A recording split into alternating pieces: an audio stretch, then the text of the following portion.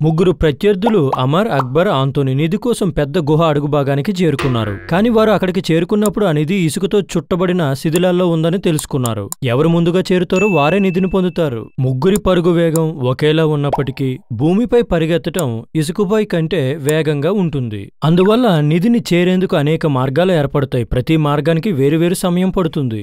అమర్ అతి చిన్న దారిని ఎంచుకున్నాడు. అది ఒక సరళ రేఖ. కానీ ఈ చిన్న దారి తక్కువ సమయం తీసుకోదు, ఎందుకంటే ఇసుకలో ఎక్కువ సమయం గడపాలి. అక్కడ వేగం తక్కువ.